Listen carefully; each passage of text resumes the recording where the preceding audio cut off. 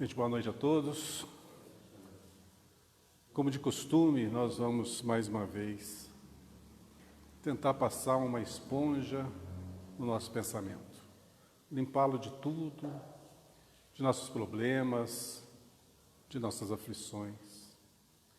Daqui para frente, o que aconteceu no dia de hoje não tem mais importância para nenhum de nós.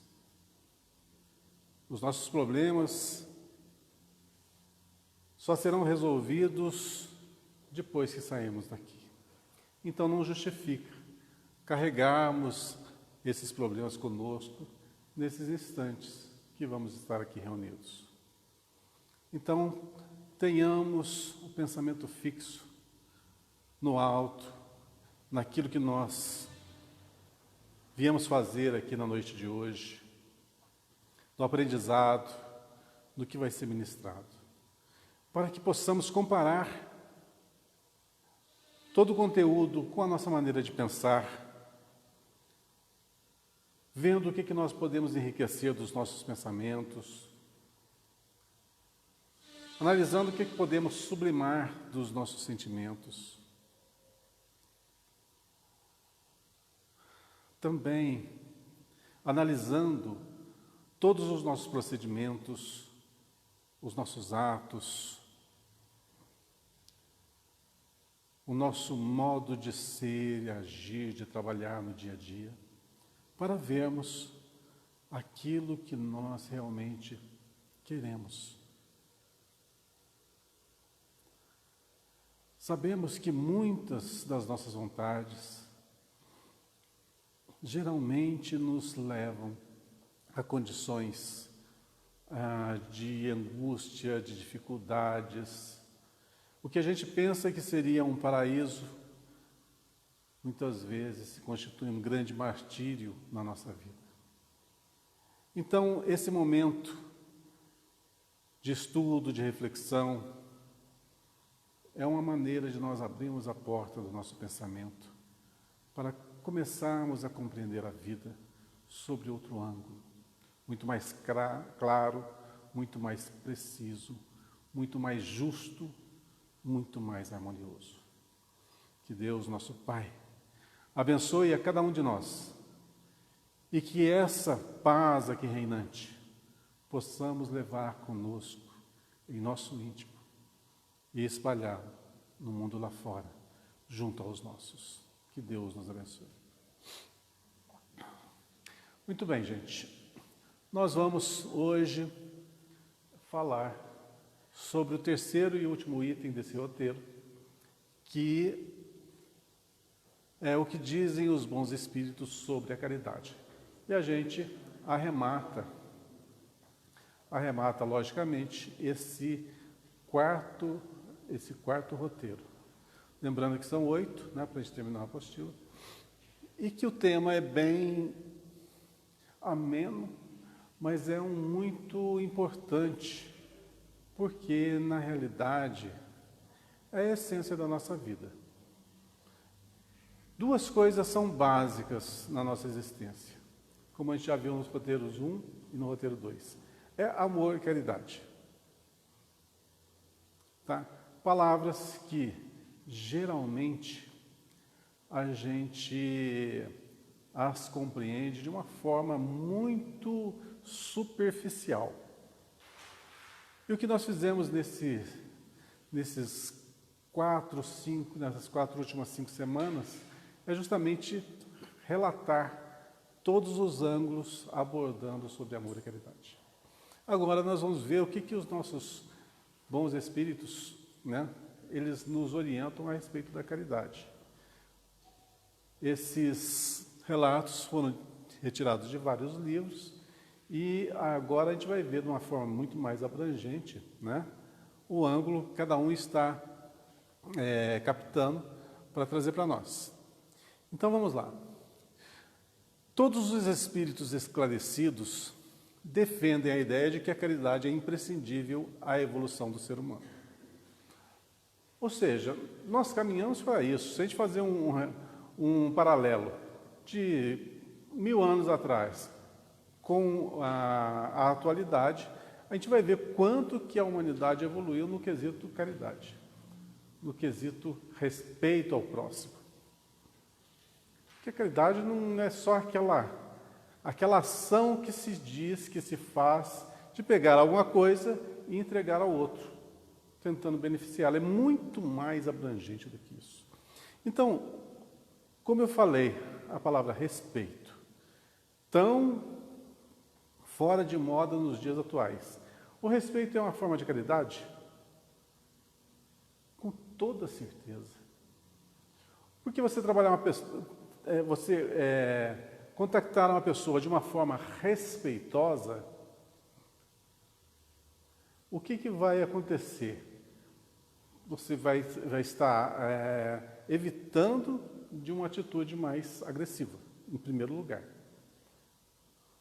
Segundo lugar, respeito é também uma forma de se demonstrar humildade. Lembrando que humildade não tem nada a ver com inferioridade. Humildade é uma forma de você proceder onde o outro, ele ganha o quê? Um destaque muito maior do que a nós mesmos. Então, a questão de você trabalhar dessa forma faz com que a gente não alimente o quê? O nosso orgulho. Vejam como que uma coisa está totalmente interligada à outra. Eu comecei falando o quê? De caridade, já foi para respeito, já foi para orgulho, já foi para vaidade, já foi para humildade. Traçando paralelos, tudo está interligado. Então a caridade não é simplesmente aquela coisa, de fazer alguma coisa de bom para o próximo. Só isso? Não. Existe a caridade em saber se calar? Pensem bem. Você saber se calar, você pode estar demonstrando uma forma de caridade? Sim. Quando? Porque geralmente o falar é uma ação, né? E quando que você pode, evitando uma ação, ajudar alguém, ser caridoso com alguém. Muitas pessoas precisam simplesmente ouvir. Não precisa que você aponte um defeito. Onde que está o problema? Elas precisam apenas ser ouvidas. Isso é um caso onde a caridade pode ser praticada quando você simplesmente se coloca numa posição humilde, servil, de ouvir o próximo. Ser aquela pessoa que vai receber aquele desabafo, né? Que vai receber toda aquela carga, mas não vai alimentá-la, ela vai passar. Mas em contrapartida, o outro vai estar mais aliviado. É uma forma de caridade? É. O simples fato de você não apontar erros do semelhante, mesmo que ele esteja errado, é uma forma de caridade? Sim. Por quê? Quem somos nós para sermos juízes para julgar? Nós não temos essa competência, né? E muitas vezes, quando nós julgamos, a gente exala ali a nossa prepotência e o outro, ao invés de receber aquela palavra de acerto, né? de reencaminhamento, acha o quê? Que é uma pretensão, que é uma forma de se colocar acima. Então, a forma como que nós vamos nos reportar ao próximo tem tudo a ver com a caridade. Não só aquela caridade, como eu disse, aquela ação de pegar uma coisa e doar ao próximo. Essa é a mais fácil de ser feita. Principalmente quando nós temos muito. Quando a gente tem pouco, ou quase nada, ou o que nós temos é indispensável para a nossa subsistência, o doar tem um grande valor. Mas quando nós temos muito, e o que a gente doa é o supérfluo, na realidade nós não estamos fazendo nenhuma caridade. Estamos apenas movimentando uma pequena ação que para nós não tem muita valia. Para quem recebe, sim. Mas para nós que estamos praticando, não. Porque a caridade nada mais é do que uma vontade de você fazer algo pelo próximo. Mas essa vontade tem um nascedouro. Ela nasce aonde? No amor que nós nos nutrimos pelo próximo. Veja como a caridade e o amor está intrínseco, está ali unido. Não tem como você ser caridoso sem amar. O que acontece quando eu promovo a caridade, mas não sinto nada deste ato que estou fazendo? É apenas uma divulgação dos meus feitos. Estou fazendo por um outro motivo, que não é ajudar ao próximo. Mas o que amor tem a ver com ajudar o próximo? Se você só ajuda se você, de certa forma, manifesta algum amor por ele, pela pessoa, não é? Uma empatia. Se você não tem uma empatia, e aí? O que acontece? É um ato totalmente frio, calculado, pensado e com uma finalidade já previamente estabelecida por nós. Encontramos, por exemplo, escrito na bandeira de Ismael, Espírito Protetor do Brasil, o lema imortal: Deus, Cristo e caridade. Deus, nós não precisamos nem sintetizar. É o tudo, é a causa primária. Tudo vem a partir dele. Cristo, o governador, aquele que toma conta, aquele que é o responsável por tudo. E caridade é o lema. É a caridade que é aplicada desde os primórdios dos tempos até os dias atuais por esse Espírito grandioso que é o Cristo e seus trabalhadores, seus ministros. Como exemplo ilustrativo, apresentamos em seguida o pensamento de alguns espíritos colhidos aleatoriamente com o intuito de transmitir a unidade doutrinária espírita a respeito do tema. Então vamos ver ali André Luiz, o que André Luiz nos fala sobre a caridade. Todos pensamos na caridade, todos falamos em caridade. A caridade, indubitavelmente, é o coração que fala. Entretanto, nas situações anormais da vida, há que ouvir o raciocínio, a fim de que ela seja o que deve ser. O raciocínio, em nome da caridade, não tem de certo a presunção de violentar consciência alguma, impondo-lhe freios ou drásticos que lhe objetivem o aperfeiçoamento compulsório. A misericórdia divina é paciência infatigável com os nossos multimilenários desequilíbrios, auxiliando a cada um de nós através de meios determinados, de modo a que venhamos saná-los por nós mesmos, com o remédio amargoso da experiência no veículo das horas. Surge a autoridade do raciocínio quando os nossos males saem de nós em prejuízo dos outros. Surge a autoridade do raciocínio quando os nossos males saem de nós em prejuízo dos outros. Olha,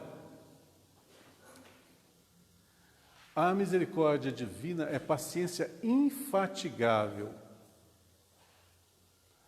Ou seja, ela jamais se exaure. A paciência divina jamais se exaure. Então, por mais que nós erremos, por mais que nós venhamos a cometer as maiores barbaridades, terá sempre na nossa vida o quê? Misericórdia. Que representa o que é a oportunidade de nós refazermos o caminho, só que agora de outra forma. Tá. Se eu tenho tantas e tantas possibilidades, se eu errei agora, vai ser me dado outra oportunidade. Eu vou e continuo no mesmo erro. E vai ser me dado outra oportunidade. e continuo no mesmo erro, vai ser me dado outra oportunidade. E assim vai. Vocês não acham que isso aí fica um ciclo meio que vicioso? Ou seja, se não tem freio, eu sempre posso fazer o que eu quiser, que vou ter uma outra oportunidade, porque isso é o que está dizendo, a misericórdia divina é paciência infatigável, ou seja, ela não vai se esgotar nunca. A misericórdia vai ser dada a nós toda vez que nós precisarmos, toda vez que nós errarmos, vamos ter outra chance, outra oportunidade. Por isso, a reencarnação nada mais é do que essa oportunidade. O que faz, então, com que a gente freie os nossos erros?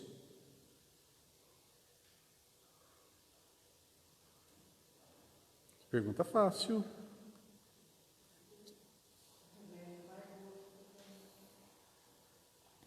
Justamente.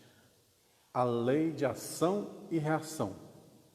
Eu posso fazer, eu posso errar, mas o meu erro vai ter que ser corrigido por quem? Por mim mesmo. Então, tudo aquilo que eu baguncei, eu tenho que reajustar. Então, cada vez que eu vou contra a lei que nos rege, eu tenho que voltar refazendo tudo, senão eu não volto. Então, se eu ficar recalcitrante, por exemplo, eu cometi vários desatinos em determinada área, não importa qual ela seja, e desorganizei muito, né, em determinado período. Aí foi me dada a oportunidade, olha, você pode corrigir isso e voltar ao seu caminho evolutivo normal. Só que tudo que você desajustou, você tem que ajustar. Todas as pessoas que prejudicou, você tem que beneficiar. Todas as pessoas que foram desajustadas psicamente, psicologicamente, por você vai ser responsável por fazer com que elas voltem à sanidade. Mas você vai ser o veículo. Tudo aquilo que você desviou, que você roubou, que você usou para outros fins, você vai ter que colocar novamente no lugar. Você vai ter várias encarnações para poder fazer isso. Okay? Aí o indivíduo fala, não vai dar não vou fazer. E aí, o que acontece? É respeitado o livre-arbítrio? É. Primeira lei. Então, o livre-arbítrio sempre será respeitado. Se você não quiser fazer, você não vai fazer. Só que você não sai da posição que você está. Por isso, existem os locais, né, onde acontece a depuração dessas energias que a gente cria em nós mesmos. São os locais de expurgo, né, de depuração, comumente chamado aqui no Espiritismo de umbrais. Na visão de outras religiões, aquele inferno, né, que o pessoal pinta, mas não é um inferno geográfico, é um inferno apenas consciencial, né, onde a mente do indivíduo plasma aquelas imagens, aquelas paisagens, aquela localização. Mas isso é temporário, isso é perecível. O fato é que, enquanto nós não nos livrarmos das energias mais grosseiras que nós mesmos criamos, a gente não acende. Então, uma coisa que ficou muito fácil de compreender é o seguinte: à medida que nós vamos fazendo,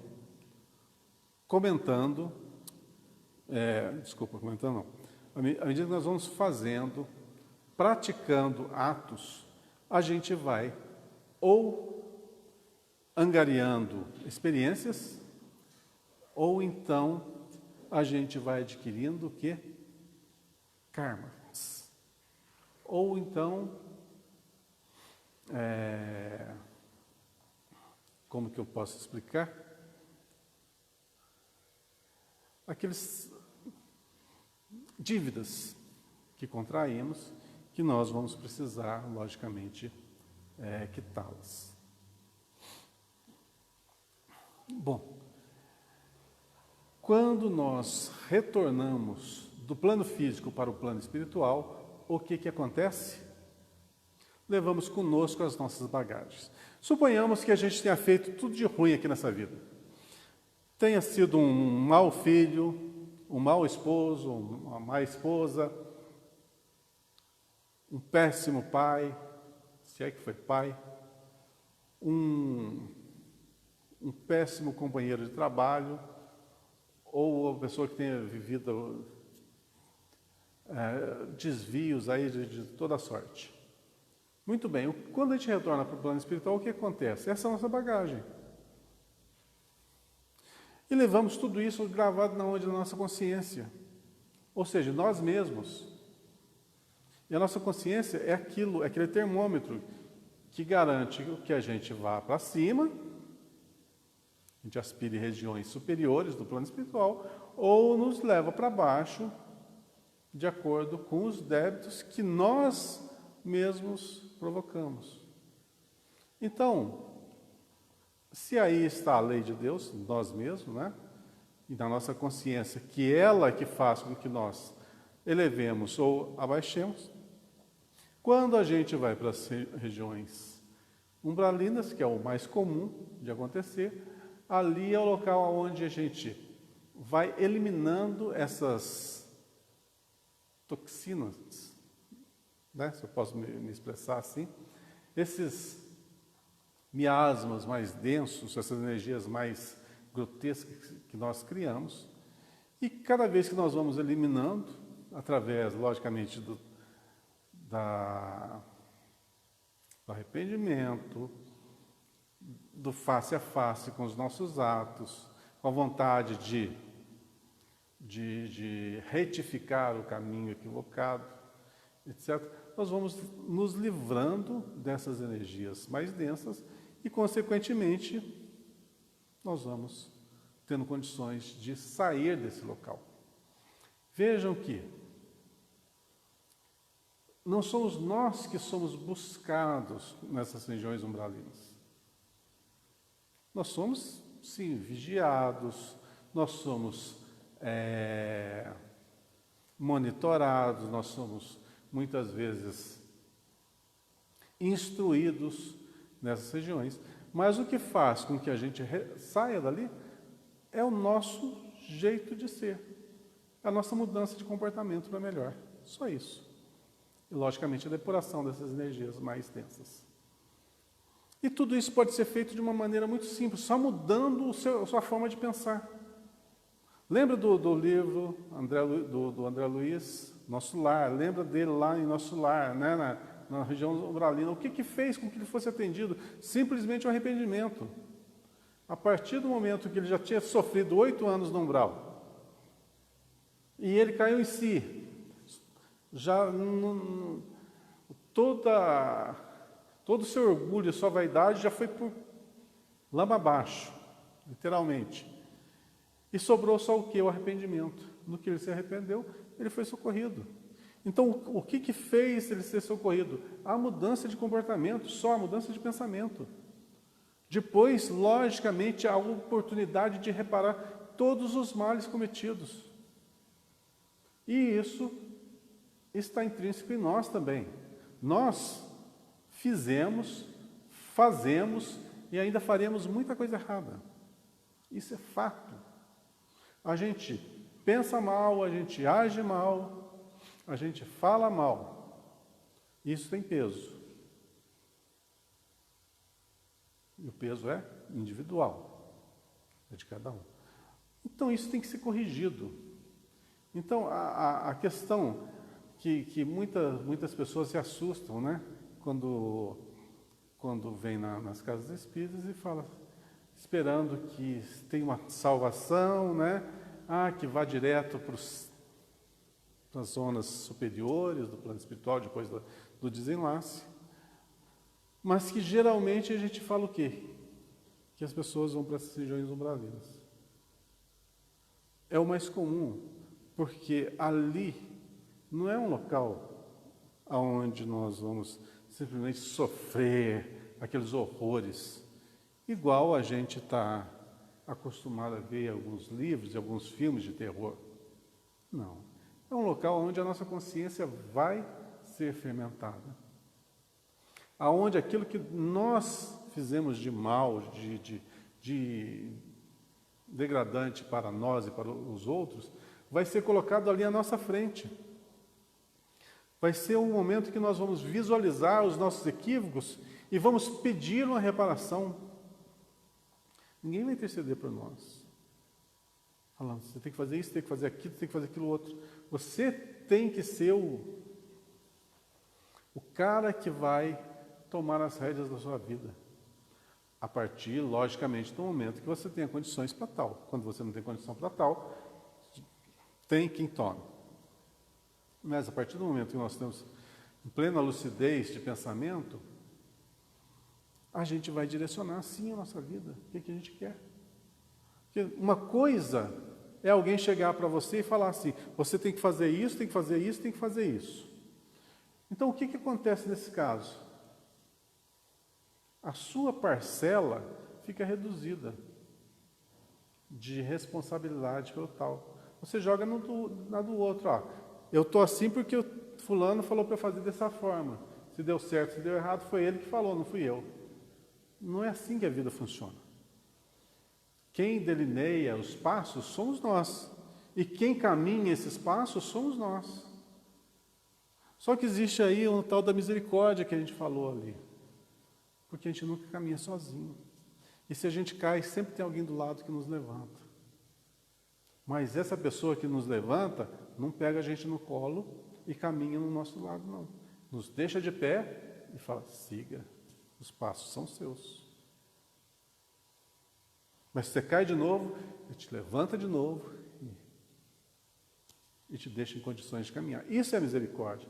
Por quê? A vida nossa é responsabilidade nossa. Nossos pensamentos são responsabilidades nossa. Os nossos atos, totalmente. As nossas amizades, as nossas escolhas, tudo é responsabilidade nossa. Então, o que se costuma fazer por aí fora é terceirizar a culpa, né? E aqui na doutrina, a gente aprende que a culpa é só nossa.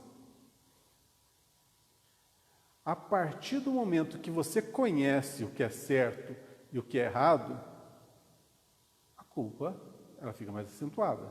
A partir do momento que você desconhece que aquilo que você está praticando é um erro, isso passa a ser simplesmente uma lição, um aprendizado.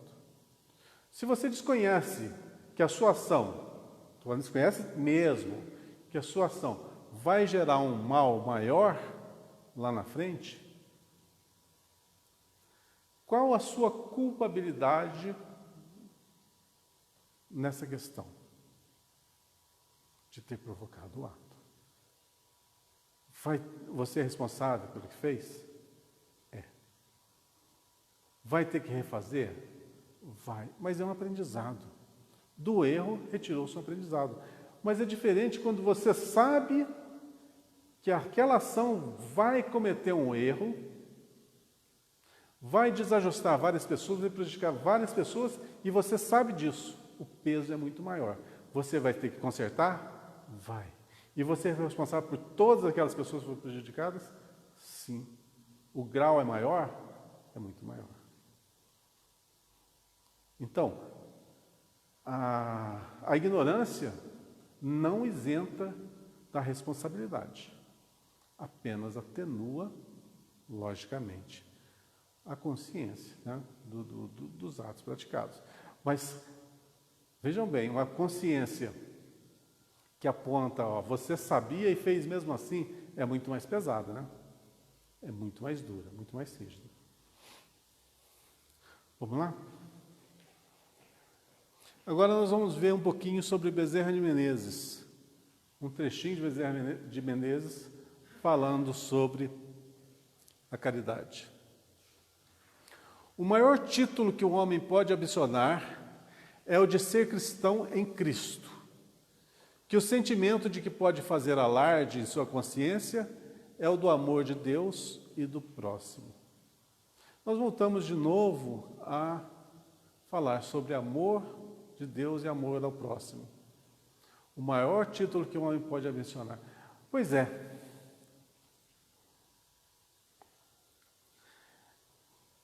Se a gente pega essa frase em separado, tá? Totalmente em separado, e a gente não analisa todo o contexto que nós já vimos durante todo esse ano, não fica uma coisa meio simplória? Fácil assim? Basta eu amar a Deus e ao próximo.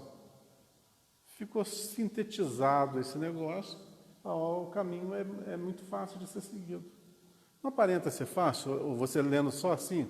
O maior título que o homem pode ambicionar é o de ser cristão em Cristo. Que o sentimento que pode fazer alarde de sua consciência é o de amor de Deus e do próximo. Beleza. Mas é só isso? Não. Nisso está intrínseco centenas de outras coisas. Vou citar uma só. Você consegue ser uma pessoa totalmente ignorante intelectualmente e grande em amor? Você consegue? Você consegue fazer bom uso dessa capacidade sua de amar, sendo uma pessoa totalmente ignorante intelectualmente? Você acha que consegue? Você consegue aplicar tudo o que você pode aplicar no quesito amor, sendo uma pessoa totalmente ignorante? Você não acha que fica faltando alguma coisa? Sentimento é base, mas a inteligência é vivência. Você saber como aplicar essa potência que você tem para uma coisa maior. Como se diz? É como você pegar um talento e multiplicar os talentos. Lembra da palavra dos talentos? Foi-lhe dados tantos talentos. O que você fez com eles? Né? A partir do momento que você tem toda uma vivência e sabe como aplicar aquilo, vai render muito mais frutos. Esses talentos vão se multiplicar. Então, traduzindo, para que a gente utilize bem as nossas potências, nós somos uma grande potência, se a gente tiver apenas com uma asa, a gente não voa. E quais são essas duas asas que a gente sempre fala? Intelectualidade e moralidade. Na moralidade está o quê? Está todas as virtudes, o amor, caridade, fraternidade, etc, etc. Essa é uma das asas. E a outra asa é o quê? A inteligência. Sabedoria em todas as questões. Por isso nós estamos aqui aprendendo o quê? Matemática. O que matemática tem a ver com amor? Mas e a sua aplicação? Pode ser utilizada nesse fim? Com toda certeza. Tanto é que é utilizada na sociedade. A biologia, as humanas, as exatas, né? As filosóficas, tudo isso pode ser usado em prol do semelhante? Sim. Então a intelectualidade é importante? É. A moralidade é importante? É. Uma sem a outra, não voa. O espírita cristão é chamado aos problemas do mundo a fim de ajudar-lhes a solução. Contudo, para atender esse semelhante mistério, há que silenciar discórdia e censura e alongar entendimento e serviço.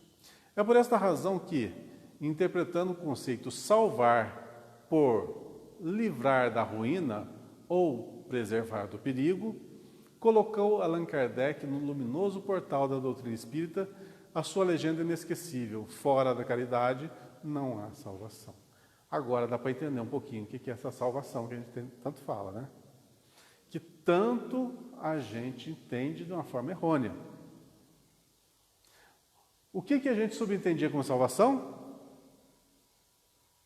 Tipo assim, a gente está meio que perdido, ergue a mão, pede ajuda e alguém vem e nos resgata. Não é isso, nessa ideia que todo mundo tem de salvação? É isso? Não. Não é isso. Quer dizer que se eu pedir ajuda, não vou ter ajuda? Então, uma coisa não tem nada a ver com a outra.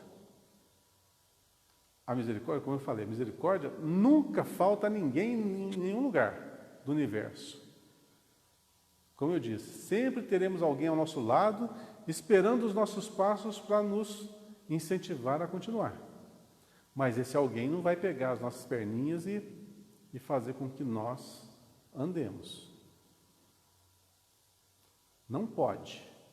Não é assim que funciona. Então, essa salvação, que era subentendida como livrar da ruína, né? Ou preservar do perigo,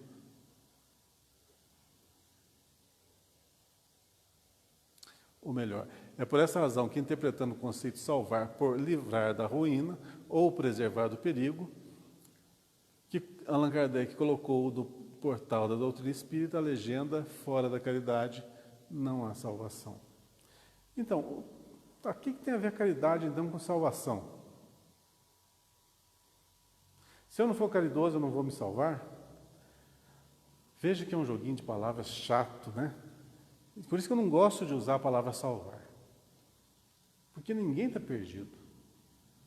Tá? Você subentende salvação, uns salvam, outros não salvam. Um vai ser eleito, outros não vão eleito. Não é assim. Todo mundo vai ser, entre aspas, salvo. Não tem ninguém perdido. O que acontece é que Deus espera o tempo de cada um, o tempo de amadurecimento de cada um. O meu tempo de amadurecimento é diferente do tempo de amadurecimento de qualquer um dos outros e vice-versa. Cada um tem o seu tempo. Uns levam anos, outros levam décadas, outros levam séculos, outros levam milênios. Cada um tem seu tempo. Mas aqueles que levam milênios vão ser salvos? Vão. Todos têm o seu tempo de evolução. Então, eu compreendo a palavra salvar como o quê? O período que nós utilizamos para o nosso amadurecimento intelectual e moral.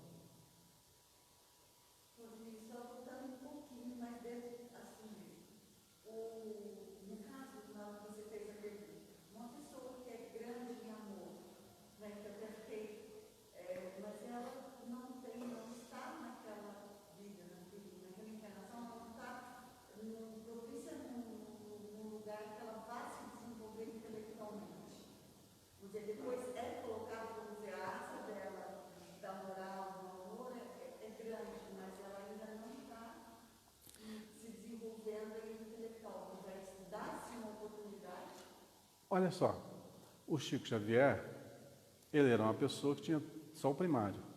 Então, se a gente for olhar por esse prisma, ele era uma pessoa intelectualmente limitada. Errado.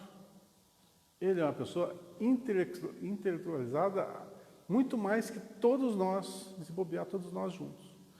Mas ele não estudou. A questão não é essa. Nós estamos falando da bagagem do espírito imortal. Já teve milhares de reencarnações.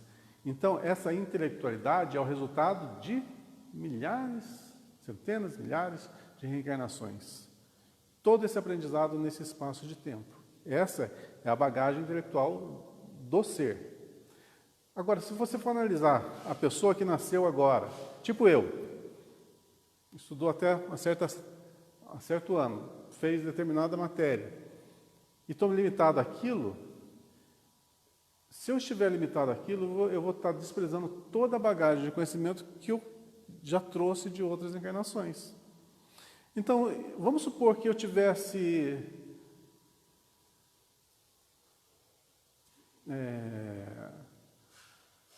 ausente de todo conhecimento, ou seja, não tivesse frequentado escola nenhuma, se fosse analfabeto. Isso me isentaria do conhecimento anterior, da minha bagagem? Não. Então, o espírito, a pessoa, pode estar numa região inóspita, totalmente atrasada, totalmente desprovida de uma qualidade moral superior, pode ser uma questão regional, uma questão continental, não sei. O fato é que ele está naquela roupagem, naquela condição. Não quer dizer que ele seja aquilo. O ser humano é o conjunto de todas as suas experiências. Então, quando a gente fala em espiritualidade, em moralidade ou intelectualidade, é o resultado da bagagem de todo o conhecimento adquirido em todas as suas existências aqui no plano físico.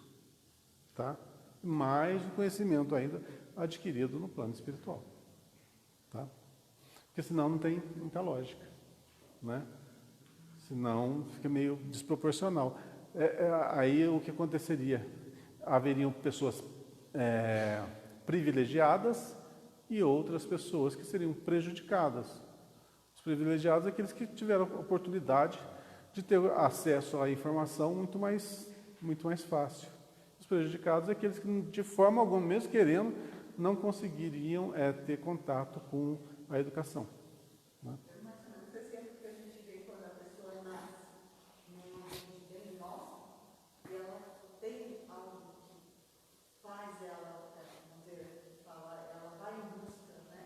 Uhum. Sim. Pega um Silvio Santos da vida, né? Nasceu pobre e tem hoje é milionário. Mas ele tem uma bagagem. Ele não conseguiu esse negócio vendendo uma coisa aqui, comprando outra ali, fazendo troca. Não, ele tem um conhecimento. Ele tinha já uma bagagem, uma vivência intrínseca, é coisa dele. Esse é o conteúdo dele.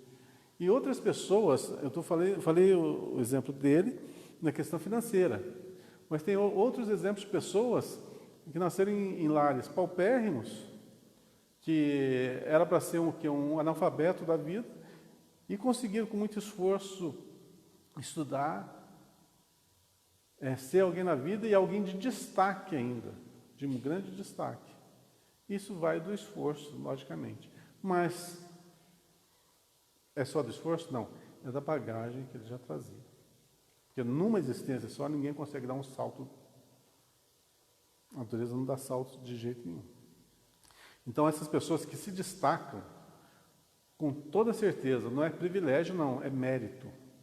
É mérito do que fizeram em encarnações anteriores. Ou então, são espíritos mais antigos, com maior vivência do que outros. Então, aqueles que têm mais vivência, logicamente, têm mais bagagem, né? Maior conhecimento. E aqueles que são mais jovens, entre aspas, logicamente, têm muito a galgar ainda, muito a aprender ainda. Aqui temos uma quadrinha de Casimiro Cunha. A caridade é o amor, é o sol que Nosso Senhor fez raiar claro e fecundo, alegrando nesta vida a existência dolorida dos que sofrem neste mundo.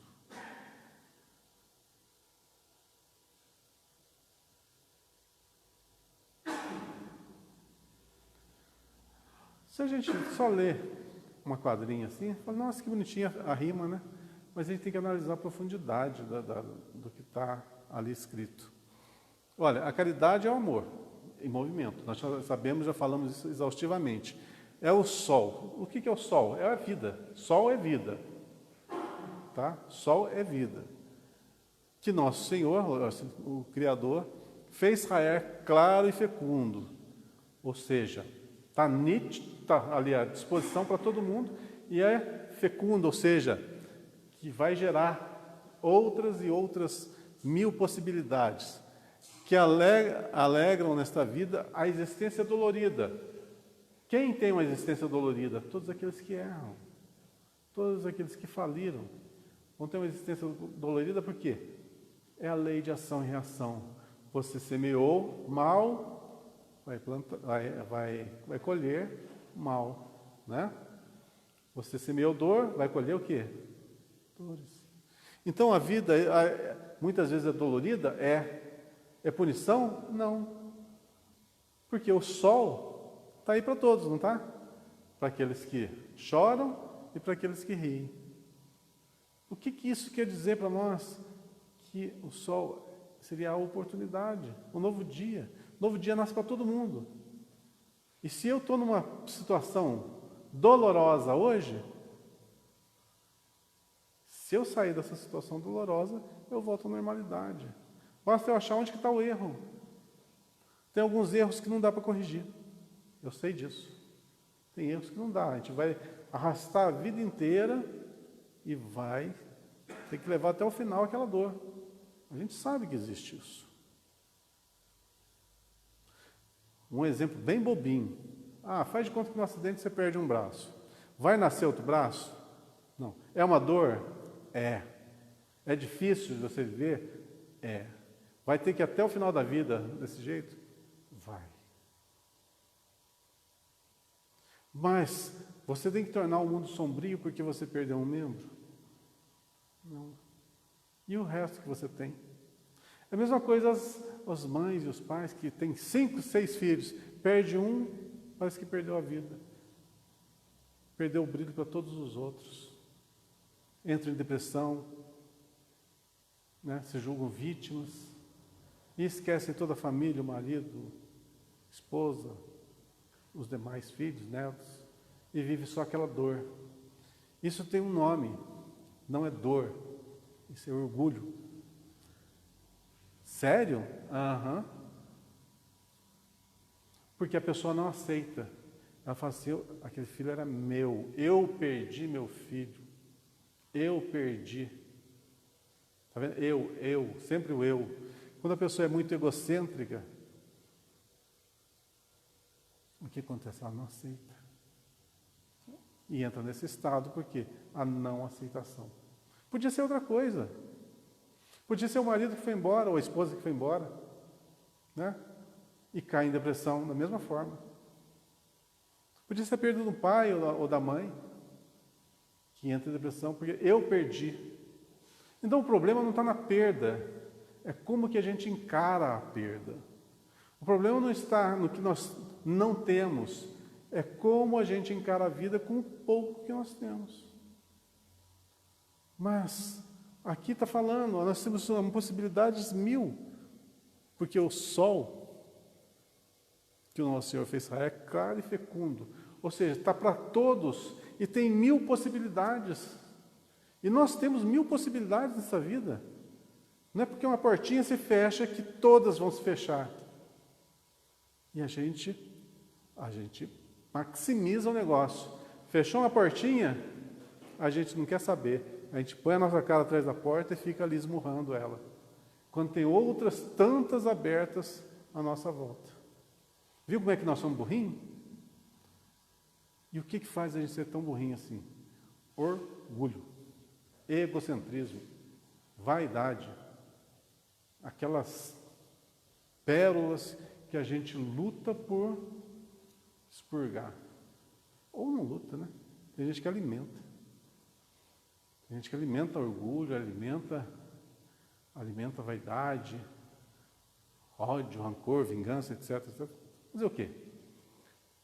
Como se diz, a semeadura é livre. A colheita obrigatória. Ação e reação, essa é a vida, ação e reação. Não existe punições, existem consequências das escolhas.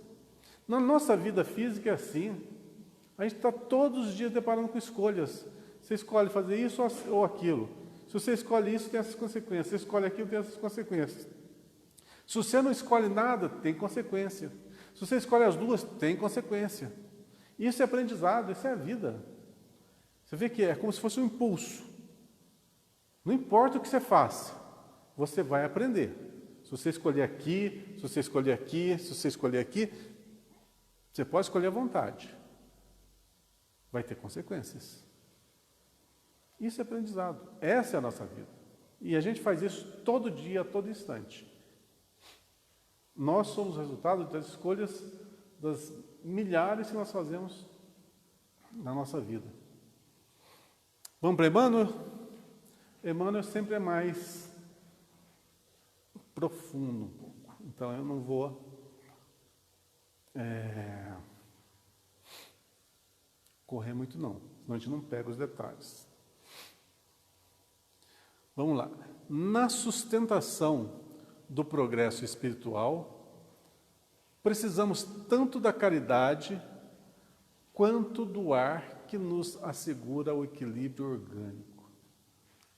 É uma frase de efeito, convenhamos, mas vamos ver a realidade que está intrínseca ali por trás dela. Na sustentação do nosso progresso espiritual, para que a gente se sustente na nossa evolução, precisamos tanto da caridade quanto do ar que nos assegura o equilíbrio orgânico. Se você parar de respirar, vai dar zebra, né? No caso do progresso espiritual, se você parar de fazer a caridade, você vai estagnar. Então, tem como a gente evoluir sem praticar caridade? Mas é que tá. Praticar caridade. Quando a gente fala essa palavra assim, vamos praticar caridade, não parece uma imposição? Pensa bem, não parece uma imposição? Praticar a caridade. Eu tenho que fazer isso. Se eu não fizer isso, não vai para frente. Não dá essa conotação?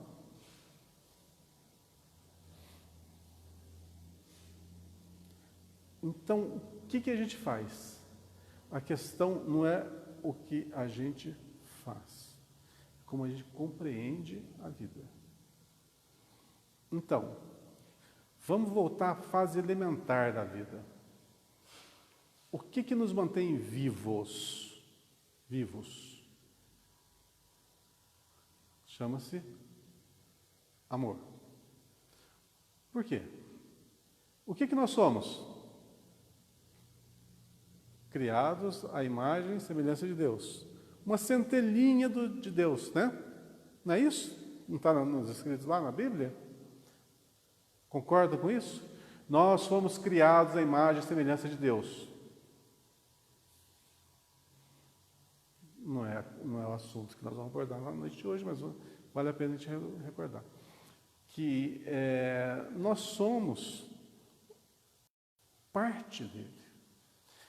Tá, tudo bem. Nós somos uma parte de Deus. Uma pequena, microscópica, uma coisa insignificante, mas somos. Tudo bem. O que é Deus?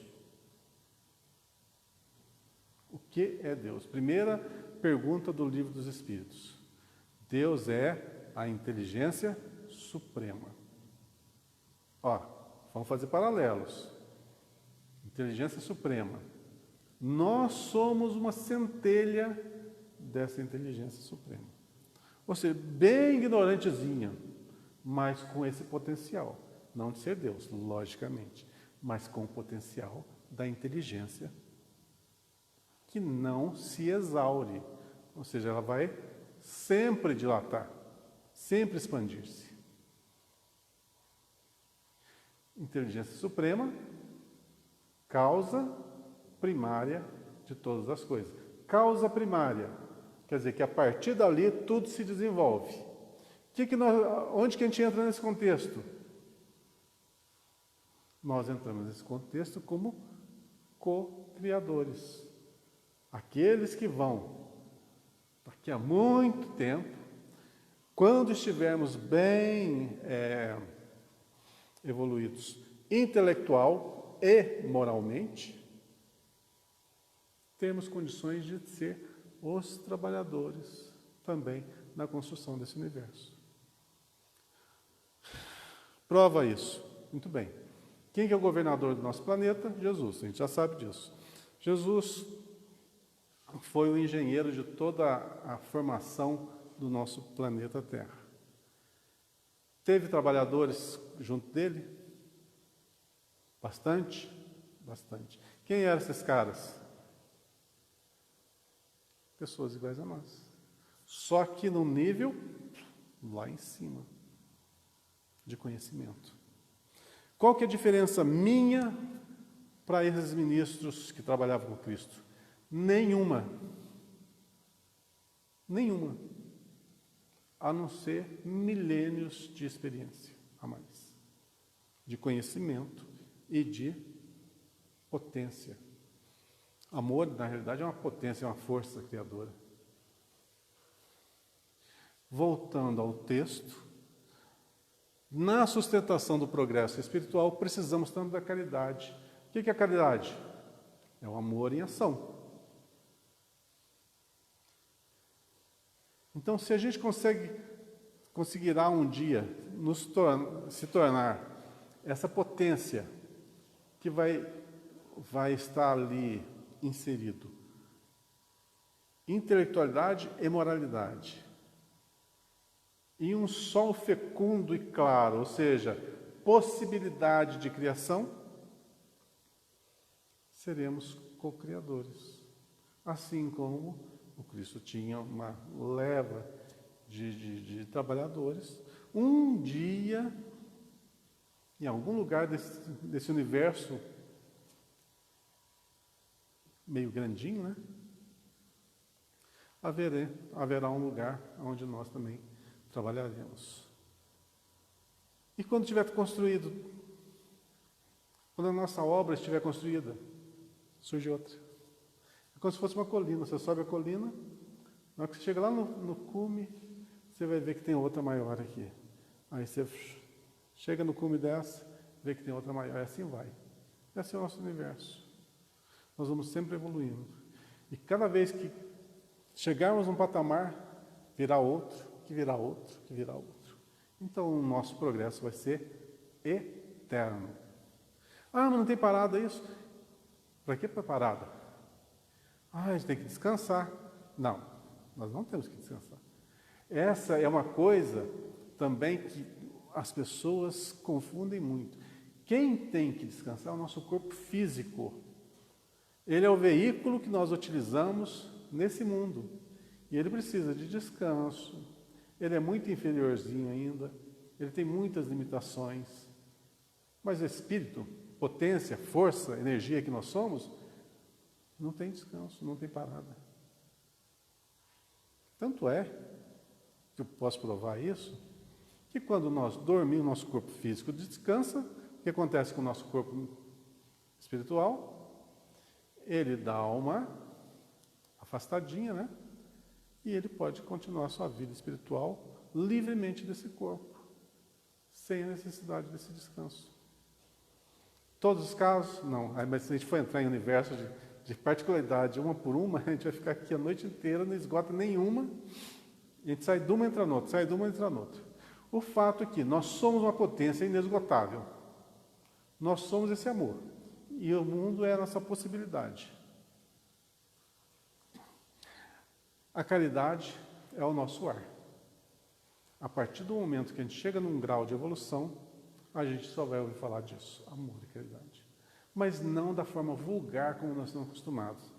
Mas a gente fala amor, a gente já liga amor à união sexual, homem e mulher.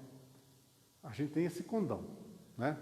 Utilizaram muito mal essa palavra, e quando se fala amor, é sempre relação entre homem e mulher.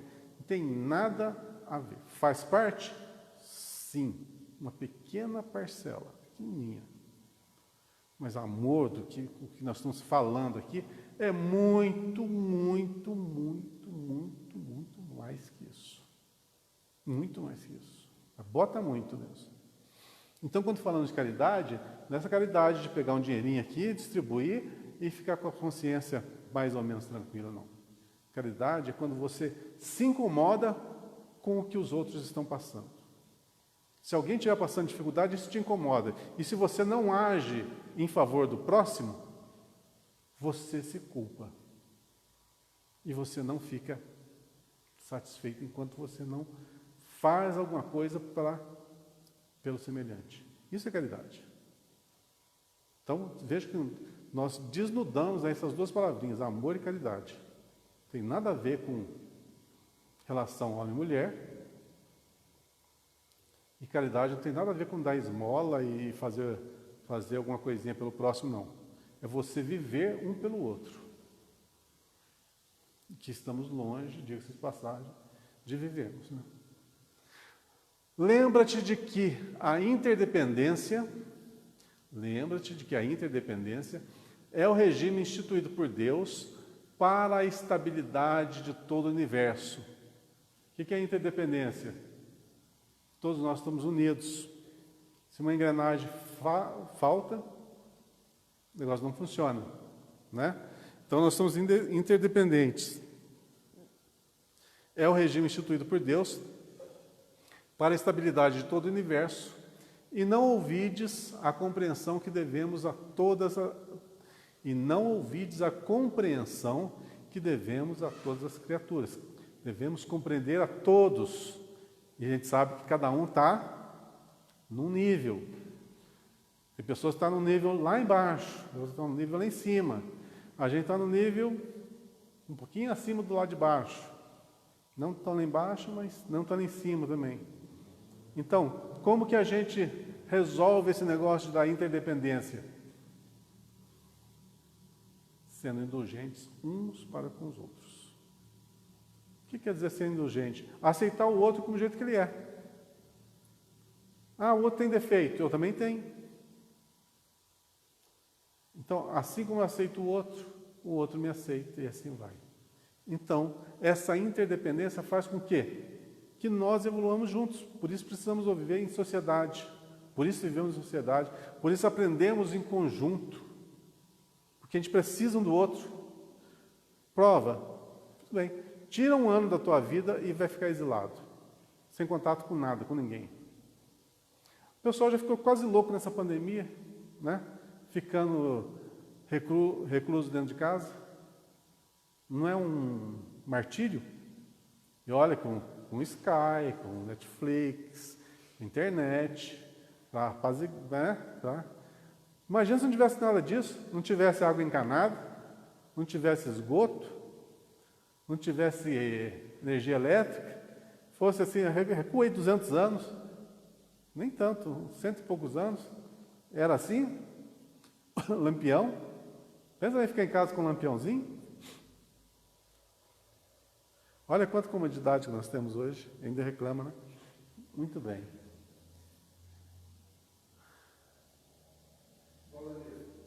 Na época da pandemia da gripe espanhola, não tinha as condições hospitalares de hoje, médicas e tal, né? Pois é. As pessoas morriam assim, levadas em carros, né? Punham aqueles carrinhos e levavam para as valas. Hoje já melhorou um pouquinho, né? Bem, né? Pois é. Compreensão que se exprima através de tolerância e bondade incessantes. Ó, tolerância. Você aturar o outro, assim como o outro nos atura. E bondade incessantes, na sadia convicção de que ajudando aos outros é que poderemos encontrar o auxílio indispensável à própria segurança. É fato. Aqui não conheço a vida particular de cada um. Mas eu tenho certeza que tem pessoas aqui que têm mais amigos e tem outros que têm menos amigos. Tem pessoas aqui que têm família mais numerosa, tem pessoas aqui que têm família menos numerosa. Uma coisa eu posso garantir: aqueles que têm maior convívio com maior número de pessoas,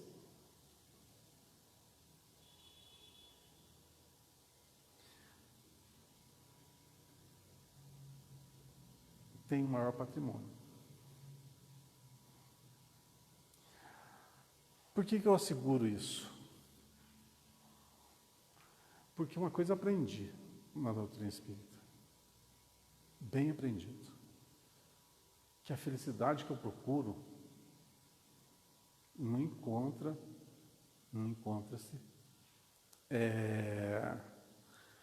no que eu consigo adquirir.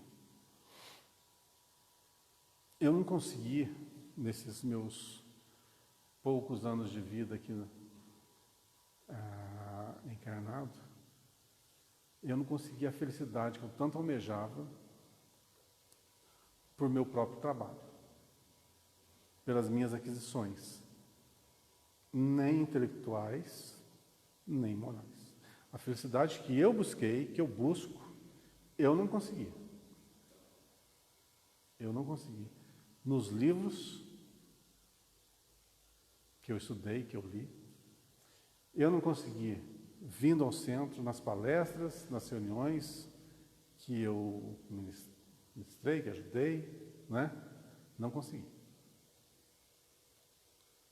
Mas eu consegui encontrar felicidade cada vez que me deparava com uma pessoa.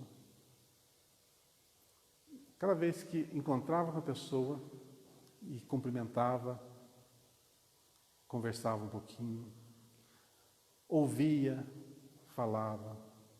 Essa interação com pessoas,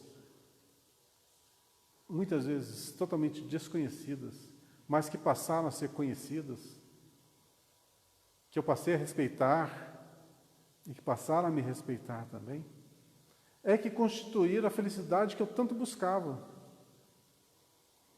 Então eu não consigo ficar dentro da minha casa, com toda a comodidade que eu tenho, e ser feliz.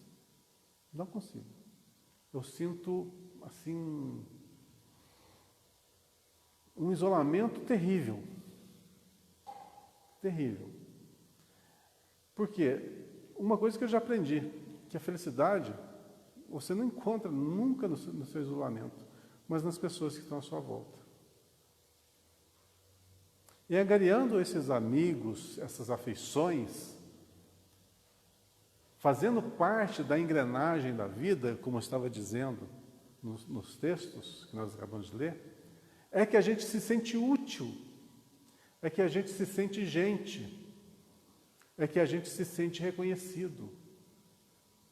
Não porque a gente quer estar num patamar superior, não, porque a gente precisa desse calor. A gente precisa do outro. E a gente não consegue, num grupo muito pequeno de relacionamento, a felicidade que a gente tanto almeja. E a felicidade não quer dizer o seguinte, você ter a posse de alguém, não. Ah, eu tenho uma família, eu tenho um filho, eu tenho uma mãe, eu tenho um pai. Não.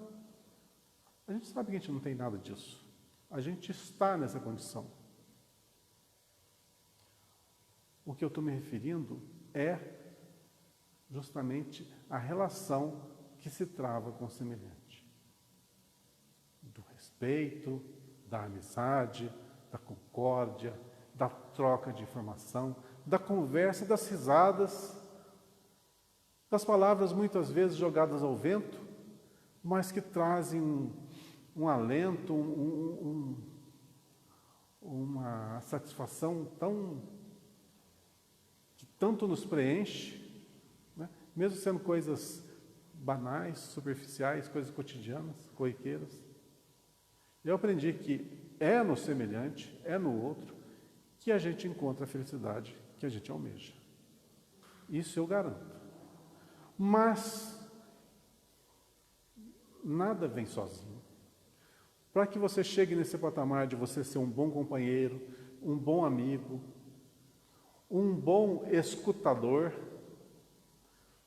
uma pessoa que se expressa bem, você tem que ter bons sentimentos, você tem que ter uma boa construção íntima, você tem que ter uma educação esmerada, você tem que ter uma empatia grandiosa e você tem que ter um conhecimento geral muito grande para você poder relacionar-se. Para você poder chegar com tal pessoa e conversar no nível dela. Chegar para outra pessoa e conversar o que ela gosta de conversar, o que ela sabe conversar. Para isso você tem que ser mais do que você é. À medida que você vai se expandindo, tanto intelectualmente quanto moralmente, o seu leque de opções vai aumentando.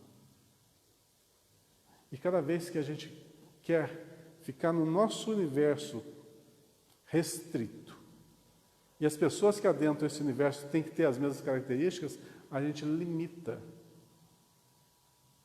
as nossas afeições. Limitando, a gente vai se sentindo cada vez mais isolado. E quando a gente perde uma dessas pessoas, a gente perde o chão, perde o mundo, perde até a nossa fé.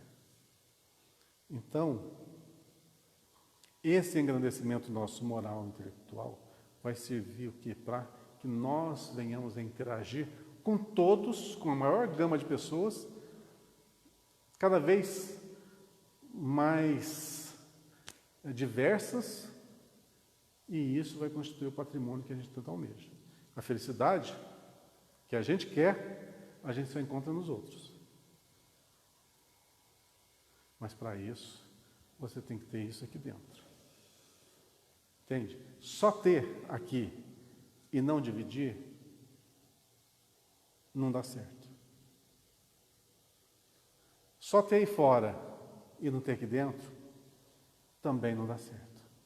Fica faltando alguma coisa. Você tem que ter aqui e tem que ter no mundo lá fora. Aí sim, a gente começa a ser feliz. A gente tem que dilatar, abrir. Isso é evolução.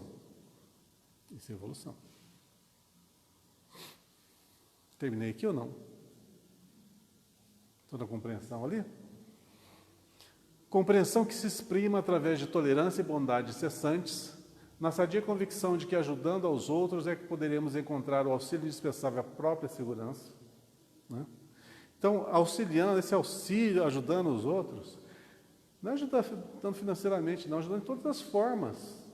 A própria convivência já é uma forma de ajudar ao semelhante. Convivência, uma conversa normal, um abraço, um bom dia, um papo aleatório. Às vezes você está falando, às vezes dentro de casa, dentro do núcleo familiar, a gente não tem isso. E sabe quando a gente não tem? Quando a gente está mais preocupado com o nosso mundo íntimo. A gente se fecha. Quem aqui não tem uma crise de mau humor? Quem não tem? Todo mundo tem uma crisezinha de mau humor. O que é um mau humor? É eu me fecho dentro de mim mesmo com todas as minhas coisas ruins que eu tenho. Além de eu ser burro, né? Eu ainda sou egoísta, porque eu não divido com ninguém. Eu fico lá remoendo esse sentimento. Então, ficar de mau humor é a maior burrice que nós podemos cometer. E a gente comete todos os dias, fala a verdade. Eu sou mestre nisso. Só o amor é o clima adequado ao entrelaçamento de todos os seres da criação. E somente através dele integrar-nos-emos na sinfonia excelsa da vida. Só o amor é o clima adequado ao entrelaçamento de todos os seres na criação. Viu só? Só o amor é o clima adequado ao entrelaçamento de todos os seres da criação. Pode subir o Paulo. Não foi o que eu falei?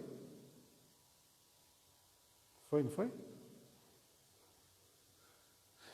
Caridade que identifica a presença do Senhor nos caminhos alheios. Caridade identifica a presença do Senhor nos caminhos alheios, respeitando-lhes a configuração com que se apresentam.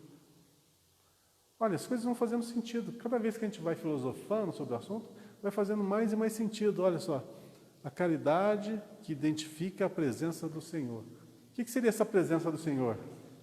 É Deus que se faz ali um homem e fica pertinho do outro? Não tem nada a ver. Essa presença do Senhor é essa chama divina que todos nós carregamos, que a gente identifica no caminho de cada um.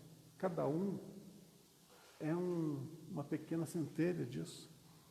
E respeitando a configuração que se apresenta, ou seja, respeitando o nível intelectual, o nível social, o nível econômico, todas as diferenças, respeitando, eu estou respeitando o próximo, estou respeitando as leis da vida que nos rege. Eu estou sendo um verdadeiro cidadão do mundo. Vamos para o próximo. Vamos ver se eu consigo terminar isso aqui hoje. Fabiano de Cristo. Grande é a seara de nosso Senhor Jesus Cristo, a expressar-se no trabalho constante do seu apostolado de redenção. Dentro dele há, naturalmente, quem administre, quem legisle, quem doutrine, quem esclareça, quem teorize, quem corrija, quem defenda o direito, quem defina a estrada certa, quem consulte as necessidades alheias para dosar o conhecimento, quem analise a mente do próximo para graduar a revelação, quem advogue a causa da verdade e quem organize os círculos determinados de tarefas no horizonte da inteligência. Então, trabalho não falta, né? Tem trabalho para todo mundo.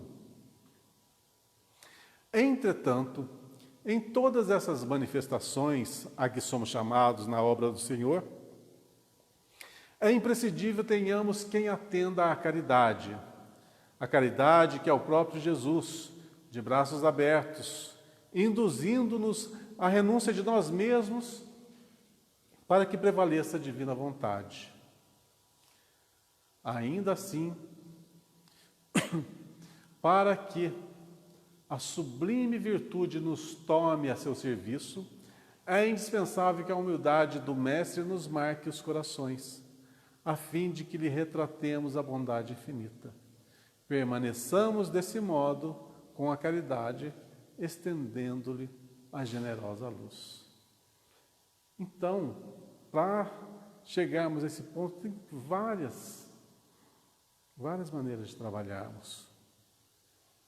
Mas uma coisa tem que ser preponderante: humildade. Sem a humildade, vai ficar mais difícil. Bem difícil. Humberto de Campos nos diz: caridade é servir sem descanso. Pegou pesado, né? Caridade é servir sem descanso. Quer dizer, nunca vão ter um refrescozinho? Não? Se a gente analisa as coisas ao pé da letra, vê o que dá, né? Ainda mesmo quando a enfermidade sem importância te convoque ao repouso. A caridade, quando se refere a caridade sem repouso, a gente pode entender assim: quando ela já é tão assimilada por nós mesmos, que a gente não precisa pensar para ser caridoso. Você já age naturalmente de uma forma caridosa.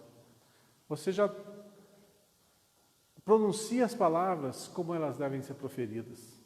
Você já ouve o semelhante como deve ser ouvido.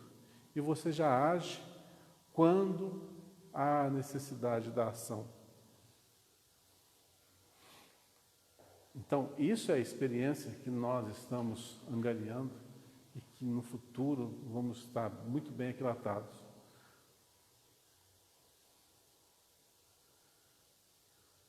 É cooperar espontaneamente nas boas obras, viu? É cooperar espontaneamente. Quando que você coopera espontaneamente? Com aquilo que já está intrínseco em você. Então, aí tem repouso? Não tem, porque já está em você. Não quer dizer 24 horas. Veja que não é. A gente não deve levar as coisas ao pé da letra, senão a gente não faz sentido. Mas se a gente já é, ou seja, a todo instante vamos estar praticando. O Cristo era a prova da caridade? Alguma vez ele recusou-se a atender alguém? Alguma vez ele se dirigiu para quem quer que seja de uma forma de admoestação ou de punição? Ou as palavras dele sempre eram pensadas, profundas, misericordiosas, instrutivas? Isso não é uma forma de caridade? Estender a caridade? Sim. Isso é caridade. Quando você faz realmente a diferença na vida do outro. Não estou falando financeiramente, socialmente, estou falando como ser humano, como pessoa. Quando você põe a pessoa para cima, quando você desperta, quando você sustenta, segura.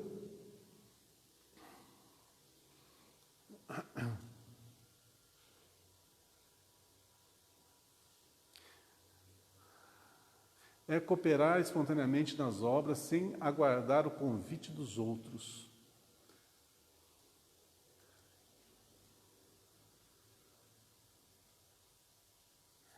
Não soou como um puxãozinho de orelha? essa frase? É cooperar espontaneamente nas boas obras. Espontaneamente assim, ó, eu não preciso pensar que eu tenho que fazer, eu vou e faço. Eu não tenho que medir consequências. Eu vou porque se eu fizer isso vai acontecer aquilo, se fizer isso, aquilo, outro, eu tenho isso. Não, é espontaneamente. Tem uma ação? Estou dentro. Você não precisa analisar. É cooperar espontaneamente nas boas obras sem aguardar o convite dos outros. Ou seja, vamos supor, o Paulo está promovendo aqui uma ação tal. Ele quer ajudar o asilo. Vamos supor, o asilo lá está precisando de mantimentos. E eu fiquei sabendo que o Paulo está movendo essa ação. Eu não chego no Paulo e pergunto para ele, Paulo, o que você está precisando?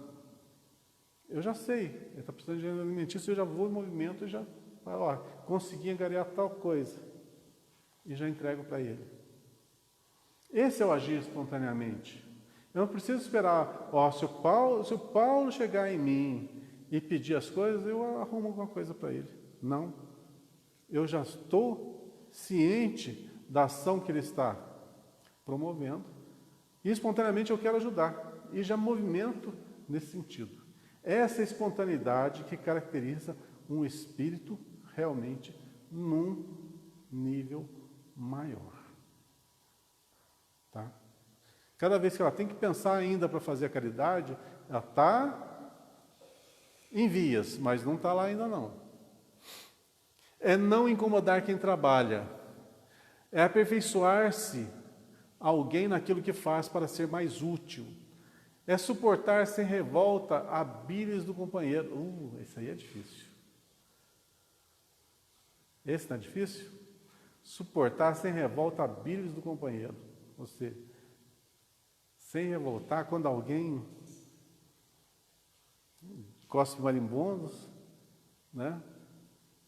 A gente não reagir da mesma forma. É auxiliar os parentes sem reprovação. É rejubilar-se com a prosperidade do próximo. É resumir a conversação de 2 horas em 3 ou 4 frases. Para isso precisa ter conhecimento, tá? Intelectualidade. Não é qualquer um que faz isso aqui, não. Resumir a conversação de 2 horas em 3 ou 4 frases.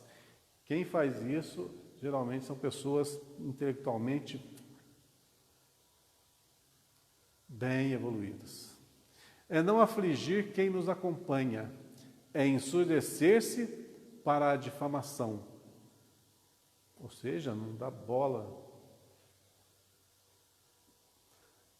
pelo que falam da gente. É guardar o bom humor. Esse não é fácil. Cancelando a queixa de qualquer procedência. Por isso a gente vive nesse mundo, com essas adversidades. Porque é o único jeito de a gente adquirir essas características. É respeitar cada pessoa e cada coisa na posição que lhes é própria.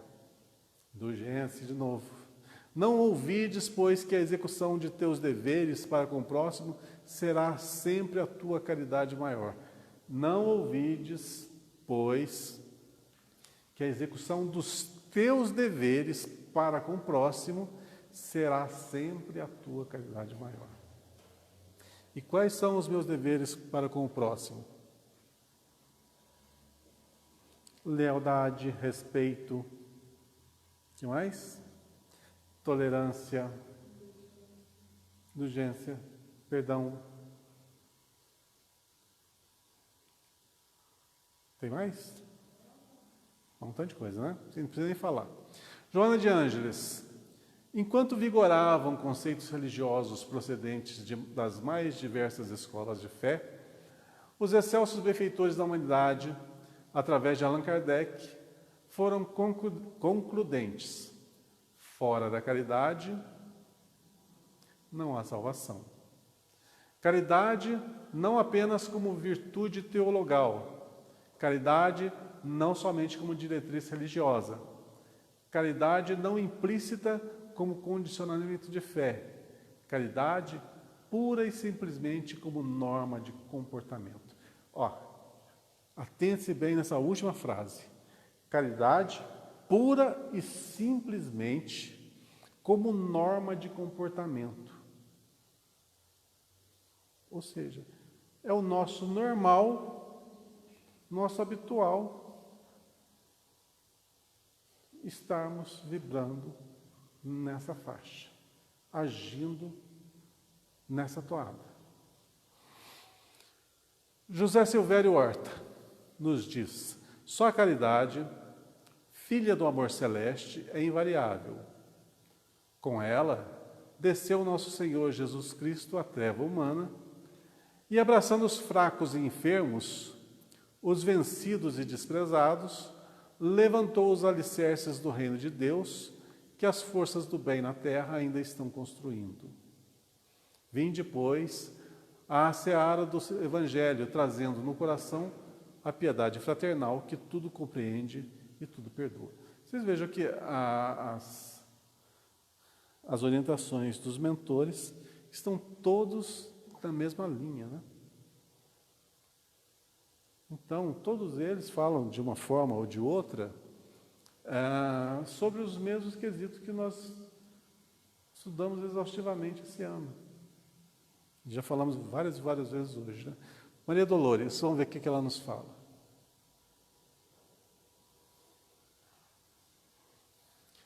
Essa vai ser a última, eu acho que falta um pouquinho aqui, eu arremato isso aqui na semana que vem. Um pouquinho trecho mesmo. Eu uso de introdução para a próxima terça-feira, tá? Então, vou parar aqui em Maria Dolores. Caridade recorda a natureza, que na bênção de Deus se concebe e aglutina, revelando no todo, da cúpula do céu às entranhas do lodo, que a presença do amor é sempre luz divina. O que eu vou salientar aqui de especial nessa quadrinha? Que a caridade está em todos os níveis da natureza, da cúpula do céu, ou seja, do mais alto, às entranhas do lodo, ou seja, das regiões mais baixas. Então, ela está presente em todos os lugares. Como assim? Nas regiões infernais, umbralinas, abismais, como a gente ouve relatar em tantos textos espíritas, existe a caridade? Vamos pensar nesse conceito assim. O que é Deus? A gente volta lá para a pergunta número 1. Inteligência suprema, causa primária de todas as coisas. Causa primária de todas. Todas quer dizer tudo. Não é tudo menos esse. É tudo, tudo. Então, os umbrais, as regiões infernais, umbralinas, como que vocês queiram utilizar a denominação, fazem parte desse universo de Deus? Sim. Causa primária de todas as coisas. Está inserido? Tá. Deus é amor. Amor que se expressa em forma de caridade por todas as criaturas. Então, vai dos céus até as regiões mais abissais. Existe a caridade? Existe. Da forma mais rude, mais elementar? Mas existe. Sempre há um começo. Então, a partir daí eu tiro a seguinte conclusão. Todas as criaturas que existem serão, entre aspas, salvas? Sim ou não? Pela conclusão óbvia, sim. Ficou fácil de entender. Então, é fácil, quando você raciocina dessa forma, ter fé. Porque você sabe que nada, absolutamente nada está perdido. E a fé nada mais é do que saber que tudo vai passar. Que todas as coisas, mesmo que as tempestades sejam as mais densas, as mais fortes, irá passar. Isso é fé. Você sabe, você tem certeza. Então, fé, acreditar, eu creio em Deus. Se eu creio em Deus, vai melhorar. Então a gente sabe que vai melhorar, que vai passar, que aquilo ali vai deixar um aprendizado, que tudo é passageiro. Fé é a certeza no novo dia. Se hoje está tudo ruim, amanhã não estará. Se hoje estou numa doença terminal, poxa, eu vou morrer, né? É fato, doença terminal, vou morrer. Como ter fé na situação? Morre meu corpo, mas meu espírito não morre jamais. Então eu tenho fé, eu sei que a vida continua. Então o que eu tenho que temer? Porque o corpo, sinto muito dizer uma coisa que eu acho que vocês não sabem. Todos vocês vão morrer, sabiam? Vocês sabiam disso? Pois é. Todos vocês vão morrer. E eu também. E alguém está apavorado aqui? Por quê? Porque a gente sabe que morre é o corpo. Que essa experiência é transitória. Que nós vamos sobreviver. Isso é fé. Você sabe, você tem certeza. Você conhece a lei. Aí você não teme a lei. Então, o instruí-vos, que Jesus nos orientou, é para que a gente sofra menos. Sabendo, você evita o sofrimento. Desconhecendo, você pensa, nossa, o que vai acontecer comigo? O que vai acontecer? Quantas pessoas materialistas que estão assim nessa fase terminal que eu falei, e entram num pavor, com o medo do nada, do medo de desaparecer. Mas a misericórdia de Deus vive em todos. Sabendo ou não sabendo, querendo ou não querendo, a lei é uma só para todo mundo. Mas, se a gente souber, com certeza o fardo fica menos pesado. Né? Então, do céu ao lodo, em qual situação que seja, nós sempre estaremos amparados pela justiça divina. Então, há o que temer? Não. Não há o que temer. Gente, semana que vem a gente continua em Paulo, o apóstolo, falando sobre a caridade. A gente começou com Paulo, né? A carta de Paulo aos Coríntios, e vamos terminar, logicamente, aqui também, citando Paulo novamente. Gente, boa semana para vocês, tudo de bom. Semana que vem estamos aí, forte, com saúde, firme aí na nossa empreitada.